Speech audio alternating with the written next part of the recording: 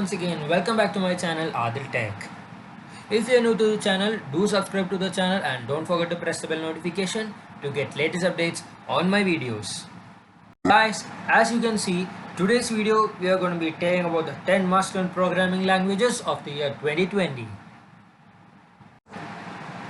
On screen will be the pros and cons of each of the language shown in the video. Feel free to post the video and rate them. I will also be telling you the difficulty level of learning each of these languages. So let's begin. Moving on, up first we have Python. Python is widely accepted as the best programming language to learn first. Python is fast, easy to use and easy to deploy programming language that is widely used to develop scalable web applications. YouTube, Instagram, Pinterest are all built using Python. Python provides excellent library support and has a large developer community. The programming language provides a great starting point for beginners. Talking about those who wish to have a better job, you should definitely learn Python. A lot of startups are using Python as the primary backend stack, and so this opens up a huge opportunity for full stack Python developers. And the difficulty level of learning Python is easy, so it is pretty easy to learn the language. Moving on, the next we have Java. Java is one of the another popular choice in large organization and it has remained on for decades. Java is widely used for building enterprise scale web applications. Java is known to be extremely stable and so many large enterprises have adopted it. If you are looking for a development based job at a large organization, Java is the language that you should learn. Java is also widely used in Android app developments. Almost any business today needs an Android application, owing to the fact that there are billions of Android users today. This opens up a huge opportunity for Java developers, given the fact that Google has created an excellent Java-based Android development framework called Android Studio. And the difficulty level of Java can be from easy to moderate. So the next, moving on, we have C or C++. This is likely the bread and butter of programming. Almost all low-level systems such as operating systems, file systems, etc. are written in either C or C++. If you wish to be system-level programmer, this is the language you should learn. C++ also widely used by competitive programmers owing to the fact that it is extremely fast and stable. C++ also provides something called STL, that is Standard Template Library. STL is a pool of ready-to-use libraries for various data structures, arithmetic operations and algorithms. The library support and speed, the language makes it a popular choice in the high-frequent trading community as well. And the difficulty level of this language can be from easy to moderate. Up next, we have JavaScript. JavaScript is the front-end programming language. JavaScript is widely used to design interactive front-end applications. For instance, when you click on a button which opens up a pop-up, the logic is implemented via JavaScript. These days, many organizations, particularly startups, are using Node.js, which is a JavaScript-based runtime environment. Node.js lets developers use JavaScript for server-side scripting. Running scripts server side to produce dynamic web page content before the page is sent to the user's web browser. Hence, now with JS, you can also use a single programming language for server-side and client-side scripting. If you are looking for that cool tech job of your favorite startup, you should seriously consider learning Java. The difficulty of learning JavaScript can be rated as easy, and the job opportunity of JavaScript is a 5 out of 5. I forgot to tell you the job opportunities of C and C++ as well as Java and Python. So Python has a job opportunity of about 5 out of 5. You will definitely get a job if you know Python. And the next we have Java. Java also has a job opportunity of like about 4.5 out of 5.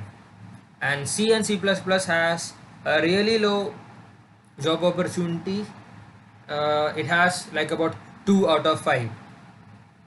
So that's it guys. Now moving on to the next language, we have Go or Golang. Go, also known as Golang, is a programming language built by Google. Go provides excellent support for multi-threading and so. It is being used by a lot of companies that rely heavily on distributed systems.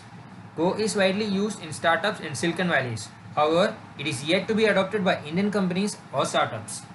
Those who wish to join us Valley-based startup specializing in core systems, you should definitely master Go or Golang. In the past years, there has been a frequent clash between Go and Python, debating on which is the best.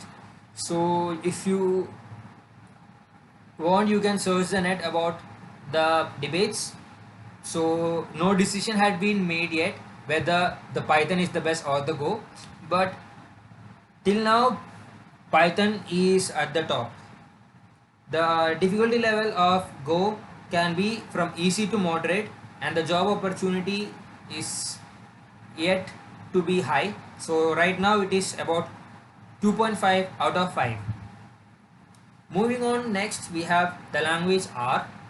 R is a programming language which is one of the most commonly used programming language for data analysis and machine learning. R provides an excellent framework and built-in libraries to develop powerful machine learning algorithms. R is also used for general statistical computing as well as graphics. R has been well adopted by enterprises. Those who wish to join analysis team of a larger organization, you should definitely learn R. The learning difficulty of R ranges from easy to moderate, and you have a job opportunity of about 4 out of 5 on R. Moving on, we have Swift.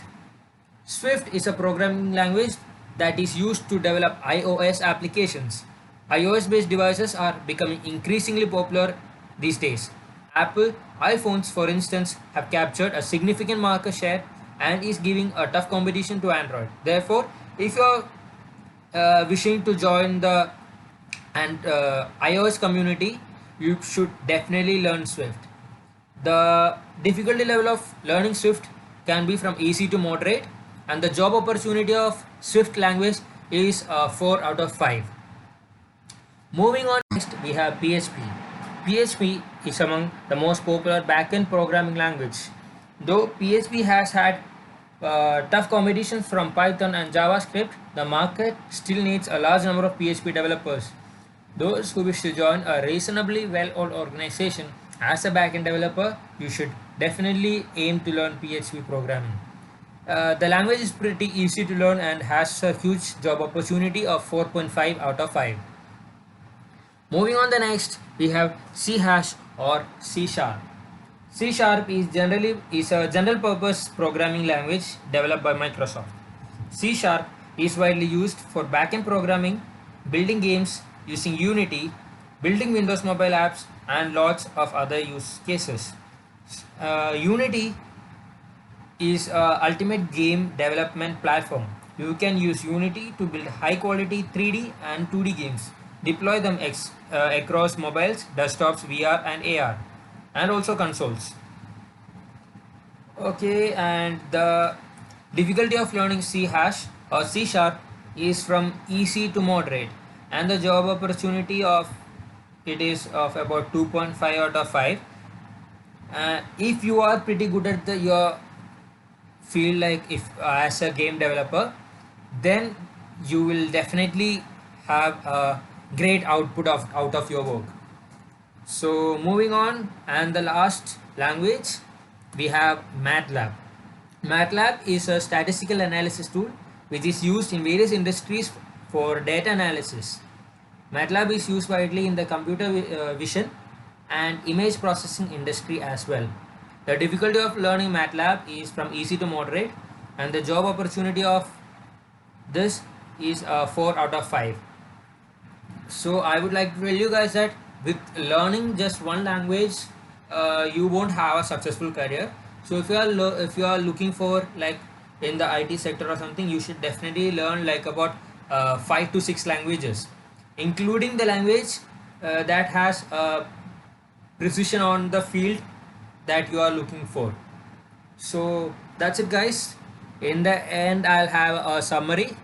You can read this. I have classified it on the basis of the fields like startup world, backend framework, data analysis and data science, and building low latency and scalable systems. So you can read those, and I have also given some of the IDEs that you can use to work on these languages. So that's it, guys. Hope you enjoyed the video and it was informative. Do like, comment and share this video, and also subscribe to the channel for more such interesting videos.